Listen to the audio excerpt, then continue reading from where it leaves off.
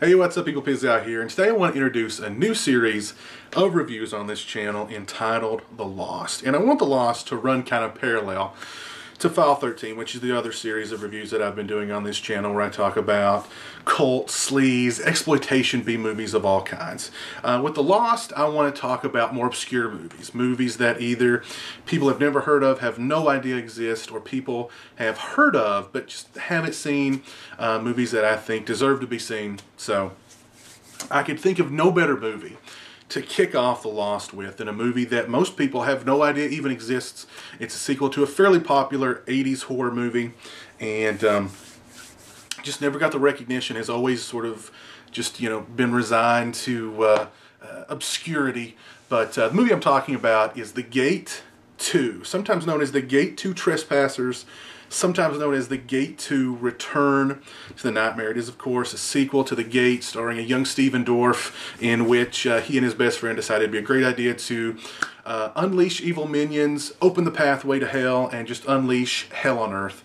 And the sequel was shot in like 88, 89, but it didn't get released until the early 90s, and even then it was a pretty limited release. It pretty much went straight to video and DVD, and then much like the original Gate, it went out of print, and you could pick it up if you were willing to shell out 30, 40, 50, 60 bucks for the bare bones DVD that's been available ever since. Of course, The Gate actually got a fairly good DVD release a couple of years ago, but the same cannot be said as of yet for The Gate 2.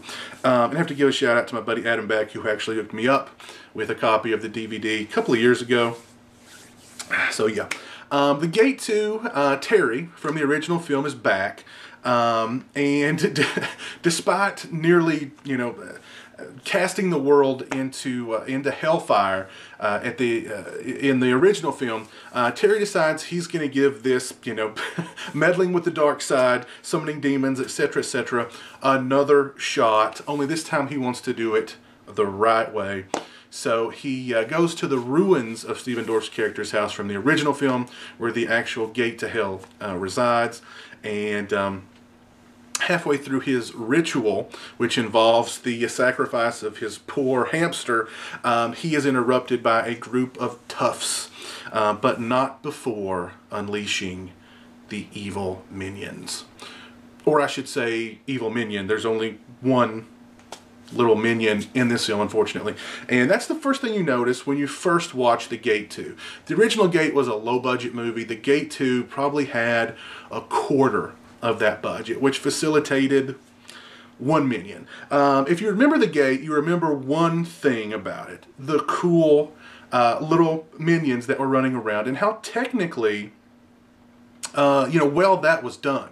It was a low budget movie, but the force perspective, the way that they used big sets to make the people in the minion suits look small, was done very well, especially for a low budget movie. And the one minion that we get in The Gate 2, the same technical prowess goes into him as well. Lots of big sets to make him look small. Lots of cool force perspective stuff. So that's very cool. However, what we get with The Gate 2 is a lot more character stuff, which I actually appreciate. The characters in the film, they have something to say. Even the characters who, the moment they walk on screen, you're like, oh yeah, they're gonna die. They're gonna die real quick. Usually the characters who are completely paper thin in all these other films that just have victim written on their forehead, this film even gives them a personality. It gives them something to say. And I actually really appreciated that. And actually the character of Terry in the movie is a very, he's a total loner. We don't know what happened to Stephen Dorff's character and his family after the first Gate. They've moved away. He's left there all by himself. His mother's dead. His father is this unemployed airline pilot who's a drunk.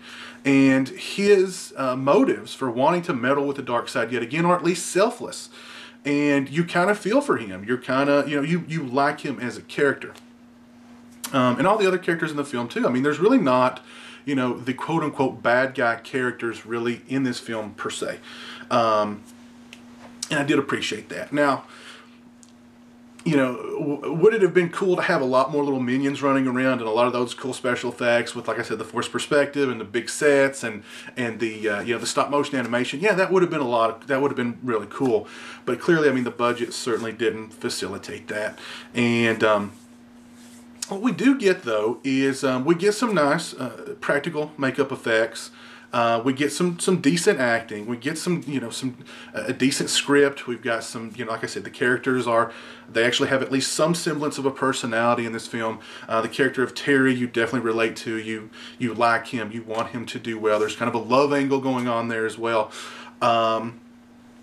It's overall a pretty good movie. And I'm somewhat surprised that it didn't at least get, you know, its original bare bones DVD didn't get, you know, at least, you know, a second pressing or whatever, you know, a re-release, especially after the original Gate got its DVD release. But it's one of those movies that a lot of people really have no idea even exists, and it's really not a bad movie. If you like the original Gate, you're probably going to like the Gate 2. There's some good gags in the film. There's this wishes. What Terry is trying to do is, like I said, his motive is selfless. Now, the other characters' motives in the film aren't as selfless. They're more materialistic. They're wanting to, in a sense, sort of control the dark side into doing their will, into granting them a wish. Now, of course, you know, like I said, most of the other characters' wishes in the film are more materialistic, which leads to a really cool gag in a very highbrow eatery in which a pocket full of cash turns into a pocket full of crap. Literally crap. Really crap. Everyone's wishes have a shelf life. And then, you know, once their time is done, they turn to crap. Actual literal feces. So this guy who had a pocket full of cash, it turns into a pocket full of crap. So that was a nice little gag. They have some nice gags with the poop stuff. Like I said, some nice practical makeup effects. The ending of the movie's kind of a goof. But overall, it's a pretty fun movie. Like I said, if you like the original Gate, you're probably going to like the Gate 2, but you're probably weren't even aware that there was a Gate 2, which is unfortunate that it's not gotten another DVD release, which, yeah, that's unfortunate. But if you guys have seen the Gate 2, definitely let me know what you think of it in the comment section below. If there's any movies that you guys are aware of that you think would fit nicely into the Lost series of reviews, then definitely leave those in the comment section below. But yeah, so hope you guys enjoyed the kickoff to my new series of reviews on this channel, The Lost. So until next time, you guys take it easy. Peace.